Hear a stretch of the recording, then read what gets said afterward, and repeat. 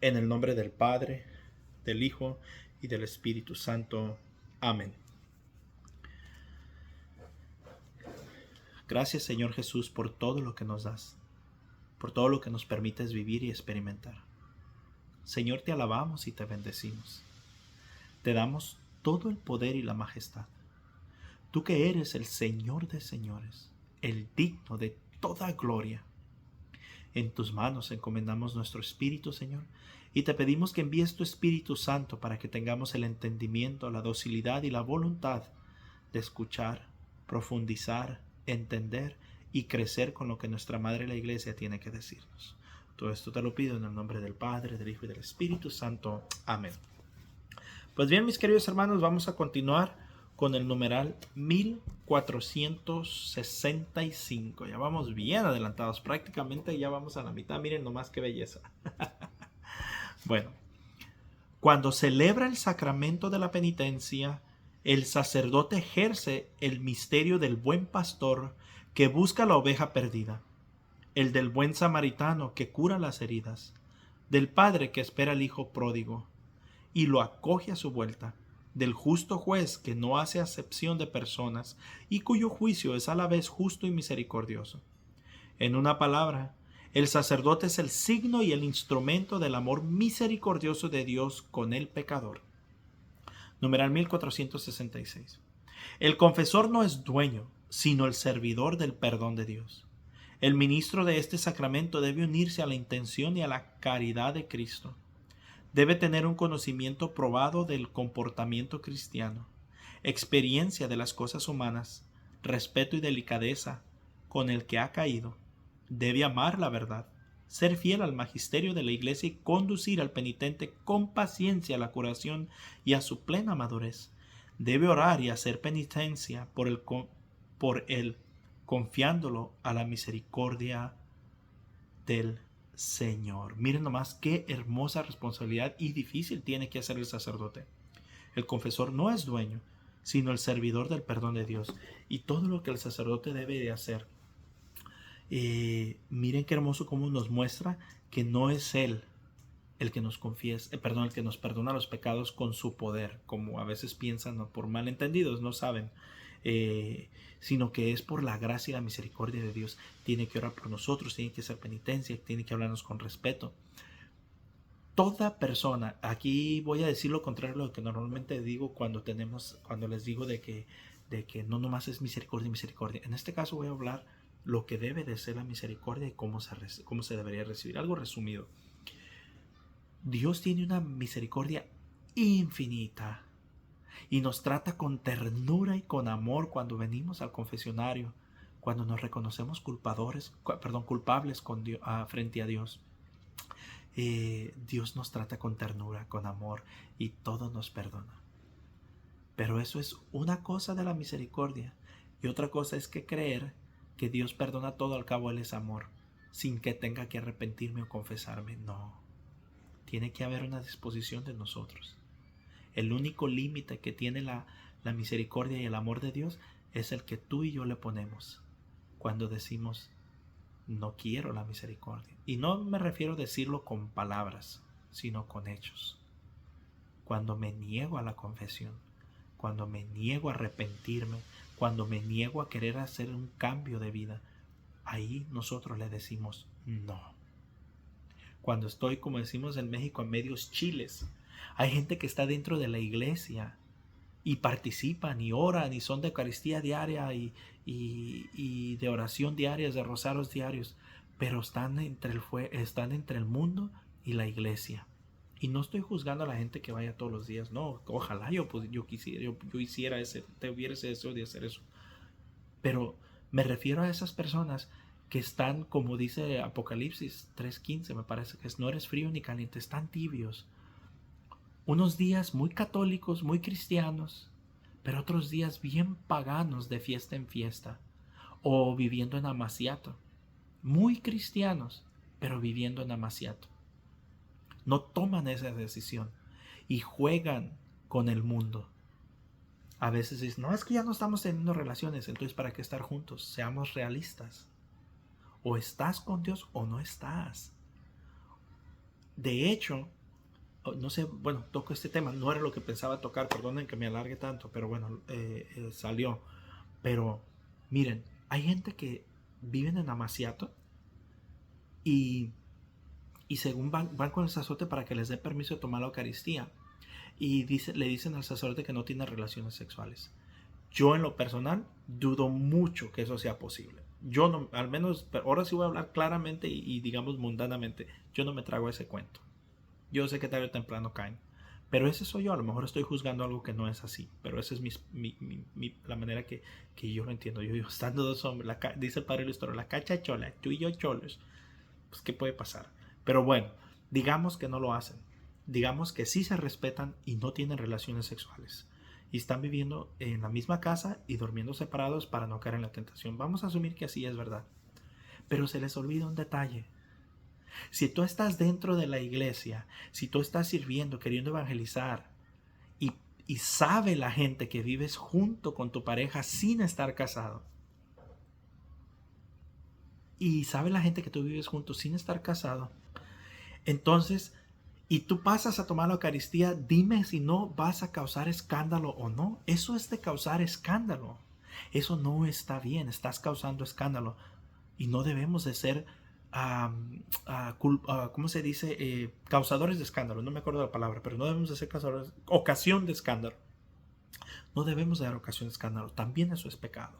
Entonces, o estás o no estás, en todos los sentidos de la palabra, no más que, no sé, explicando se vinieron estos dos casos, pero en todo el sentido de la palabra, o estás con Dios o no estás con Dios, no juegues. O estás casado o sepárate, pero no estés en ese juego. Así no trabaja la misericordia de Dios. La misericordia de Dios es con decisiones firmes, con decisiones fuertes, con decisiones auténticas para Dios. Un sí de verdad, no nomás estar jugando. La fe no es para jugar. Numeral 1467. Dada la delicadeza y la grandeza de este misterio y el respeto debido a las personas, la Iglesia declara que todo sacerdote que oye confesiones está obligado a guardar un secreto absoluto sobre los pecados de que sus penitentes le han confesado, bajo penas muy severas.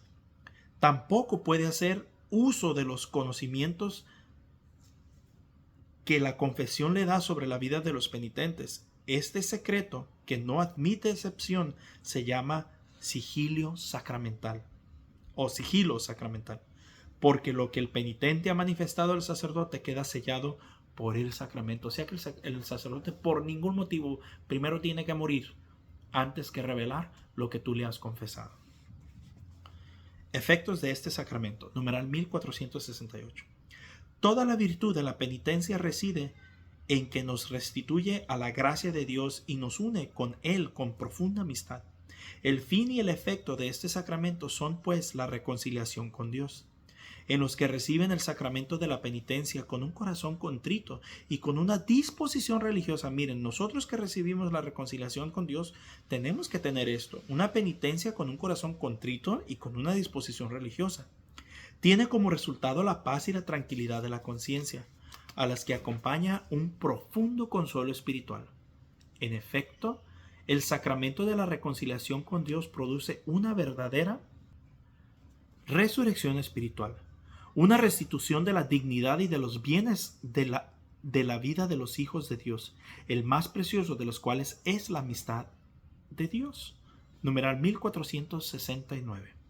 Este sacramento reconcilia con la Iglesia al penitente.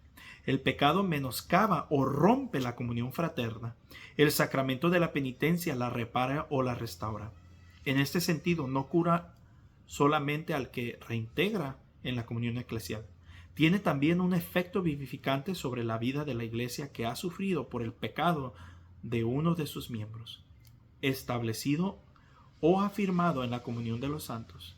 El pecador es fortalecido por el intercambio de los bienes espirituales entre todos los miembros vivos del cuerpo de Cristo, estén todavía en situación de peregrinos o se hallen ya en la patria celestial.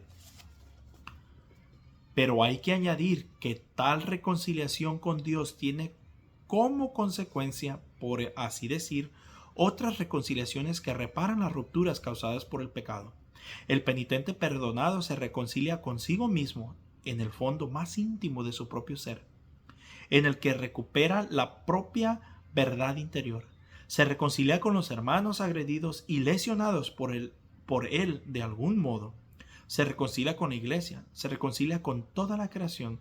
O sea que, mis hermanos, incluso no basta con nomás ir a pedir el perdón y ya, sino que tenemos que tratar de hacer lo que está en nuestras partes por reconciliarnos con aquellos que les hemos lastimado. Pero si ellos no quieren, entonces no podemos hacer nada más que orar por ellos. Y nosotros estamos en paz. Pero si nosotros no hemos hecho nada, deberíamos de hacer algo.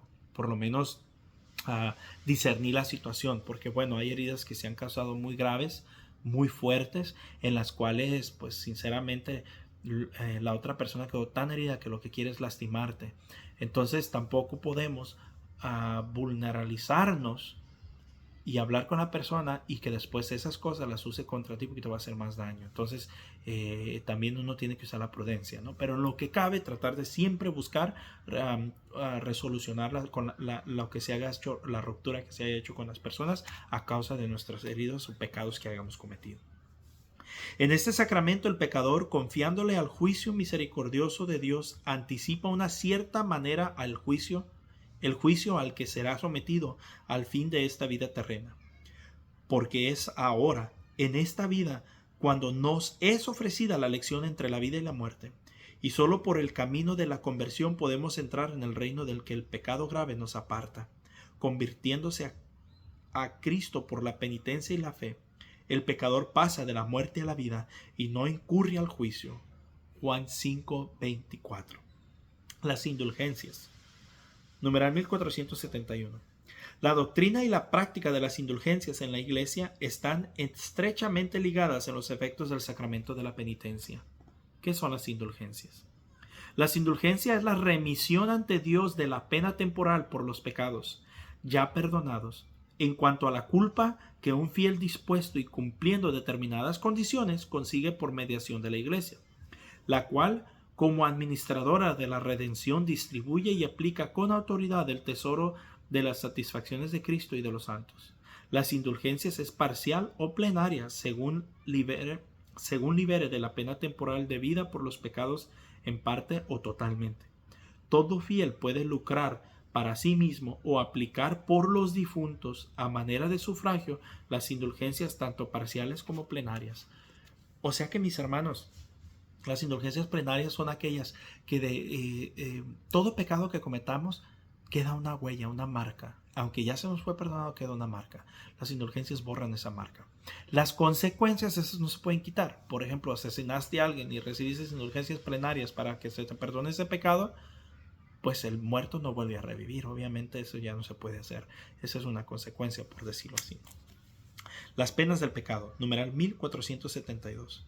Para entender esta doctrina y esta práctica de la Iglesia, es preciso recordar que el pecado tiene una doble consecuencia, que era lo que les decía hace rato. El pecado grave nos priva de la comunión con Dios y por ello nos hace incapaces de la vida eterna, cuya privación se llama la pena eterna del pecado.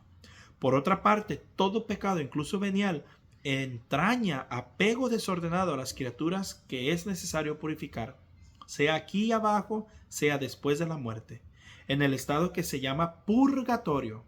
O sea que ese es un estado, no es un lugar como la gente piensa. Esta purificación libera de lo que se llama la pena temporal del pecado, que esa es la que borra las indulgencias plenarias. Estas dos penas no deben de ser concebidas como una especie de venganza afligida por Dios desde el exterior, que eso es lo que los hermanos protestantes piensan, como si fuera un tipo de castigo, un tipo... No, sino como algo que brota de la naturaleza misma del pecado. Una conversión que procede de una ferviente caridad puede llegar a la total purificación del pecador, de modo que no subsistiría ninguna pena. Numeral 1473. El perdón del pecado y la restauración de la comunión con Dios entrañan la remisión de las penas eternas del pecado, pero las penas temporales del pecado permanecen. El cristiano debe esforzarse soportando pacientemente los sufrimientos y las pruebas de toda clase, llegado el día enfrentándose serenamente con la muerte. Miren, una persona que se ha confesado, que ha recibido la unción de los enfermos, muere tan en paz, Mas sin embargo, los que no han hecho eso tienen unas agonías antes de morir increíbles y sufren que es un miedo. Por aceptar como una gracia estas penas temporales del pecado, debe aplicarse con tanto mediante las obras de misericordia y de caridad, como mediante la oración y las distintas prácticas de penitencia, a despojarse completamente del hombre viejo y revestirse del hombre nuevo. Palabra de la Iglesia, te damos gracias, Señor. Pues bien, mis hermanos, con eso terminamos hoy. Mañana lo continuamos en la comunión de los santos. Un fuerte abrazo, la paz del Señor y Dios les bendiga.